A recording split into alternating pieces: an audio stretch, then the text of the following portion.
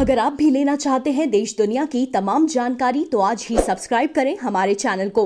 साथ ही नीचे दिए बेल आइकन को जरूर दबाएं ताकि हर अपडेट आप तक पहुंच सके।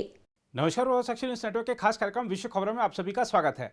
क्या पाकिस्तान भारत के प्रति अपने बैर भाव को अब त्यागना चाहता है? यह सवाल इसलिए उठा है क्योंकि पाकिस्तान के प्रधानमंत्री इमरान खान के बाद उनके सेनाध्यक्ष जनरल कमर जावेद बाजवा ने भी भारत के साथ शांति का राग अलापा है। लेकिन सावधान, इसके पीछे भी पाकिस्तान की चाल ही है, क्योंकि FATF ने अभी भी पाकिस्तान को ग्रे सूची में बनाए रखा हुआ है, जिसके कारण इस्लामाबाद को दुनिया से आर्थिक मदद नहीं मिल पा रही है। माना जा सकता है कि पाकिस्तान के रुख में दिख रहे इस दिखावटी बदलाव के पीछे पैसा ही सबसे बड़ा कारण है।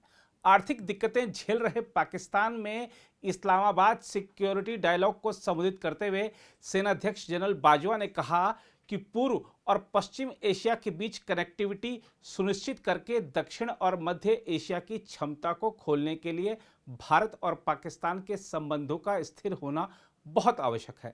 इससे एक दिन पहले इमरान खान ने इसी कार्यक्रम को संबोधित करते हुए भारत को मध्य एशिया तक पहुंच कायम करने के लिए पाकिस्तान के साथ शांति रखने की नसीहत दी थी। इमरान खान ने कहा था कि भारत को पाकिस्तानी भूभाग के रास्ते संसाधन बहुल मध्य एशिया में सीधे पहुंचने में मदद मिलेगी। देखा जाए तो मध्य एशिया के संसाधन बहुल देशों में कजाकिस्तान, किर्गिजिस्तान, ताजिकिस्तान, तुर्कमेनिस्तान और उज्बेकिस्तान आते हैं। इस्लामाबाद सिक्योरिटी डायलॉग को संबोधित करते हुए पाकिस्तान सेना के प्रमुख जनरल कमर जावेद बाजवा ने कहा कि यह भारत और पाकिस्तान के लिए अतीत को भूलने और आगे बढ़ने का समय है। जनरल बाजवा ने कहा कि विवादों के कारण क्षेत्रीय शांति और विकास की संभावना अनसुलझे मुद्दों के कारण हमेशा बाधित रही है।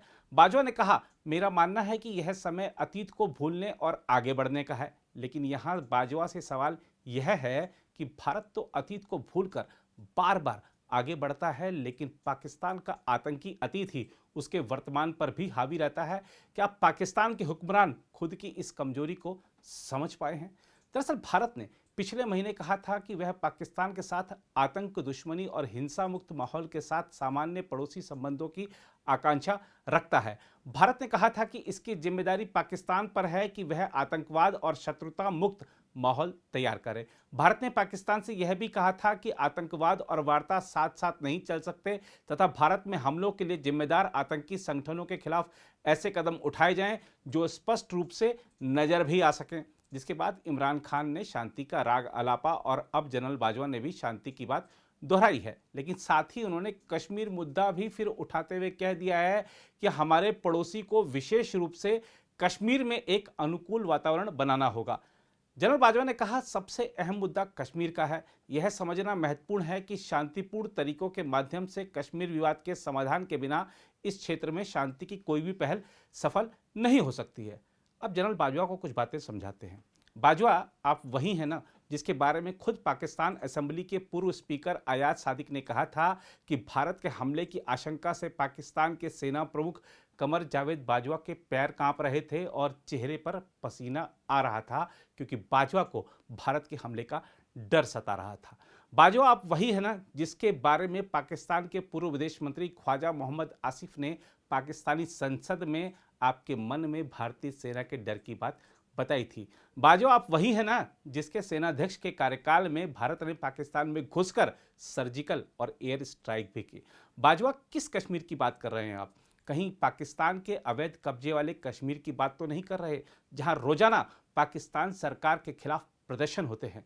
आपने सही कहा कि कश्मीर का मुद्दा अहम है और वो तब तक अहम रहेगा जब तक आपके कब्जे वाले कश्मीर को भारत के केंद्र शासित प्रदेश जम्मू। खैर, बाजवा से पहले दिए गए इमरान खान के बयान की बात करें तो उन्होंने बुधवार को कहा था कि उनके मुल्क के साथ शांति रखने पर भारत को आर्थिक लाभ मिलेगा।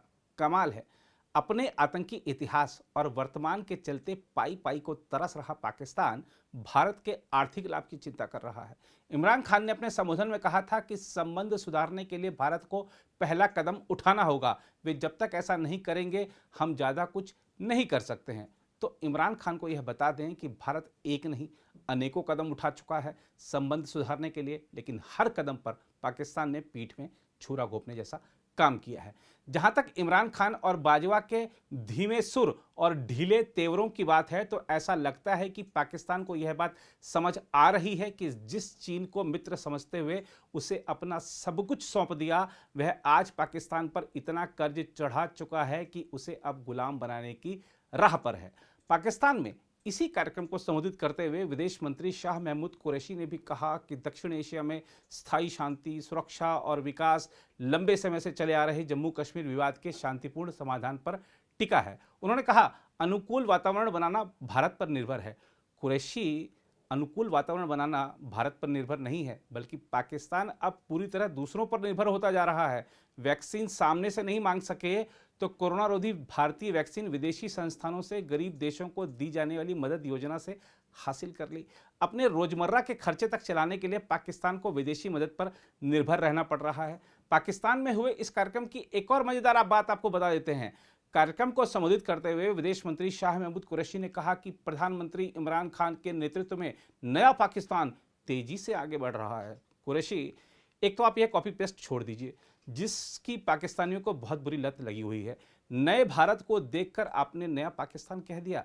दूसरा, आप पाकिस्तान के जिस तेजी से आगे बढ़ने की बात कर रहे हैं, तो आपको बता दें कि पाकिस्तान अराजकता की ओर तेजी से आगे बढ़ रहा है, जहां लोकतंत्र सिर्फ दिखावे की चीज है, जहां सरकार चुनाव आयोग जैसे संवैधानिक निकाय से सीधे भिड़ रही है। आपकी यह तेजी और तेजी से आगे बढ़ी तो कर्ज में डूबे पाकिस्तान के लिए बड़ी मुश्किलें खड़ी हो जाएंगी। बहरहाल, इसमें कोई दो राय नहीं कि यदि भारत पाकिस्तान के संबंध सामान्य रहें तो दोनों देश गरीबी से निपटने में ज़्यादा खर्च कर सकेंगे। लेकिन पाकिस्तान का दोहरा चरित्र दुनिया जानती है। भले अपने संबोधन में इमरान खान, बाजवा और कुरैशी ने भारत सरकार के 5 अगस्त 2019 के उस फैसले का जिक्र नहीं किया जिसके तहत जम्मू कश्मीर का विशेष दर्जा समाप्त किया गया था, लेकिन पाकिस्तान इस मुद्दे पर अपना रुख बदल लेगा, इसकी संभावना कम ही है। पिछले माह दोनों देशों ने संघर्ष विराम समझौता भी किया था। देखना होगा कि पाकिस्तान इस पर कब तक कायम रहता है या कब इसको तोड़ देता है इस समझौते को, क्योंकि इससे पहले भी स्वर्गीय अटल बिहारी वाजपेयी की सरकार के दौरान संघर्ष विराम समझौता किया गया था, जिसका पाकिस्तान ने जमकर उल्लंघन किया, लेकिन भारत से तगड़ा पलटवार भी पाया।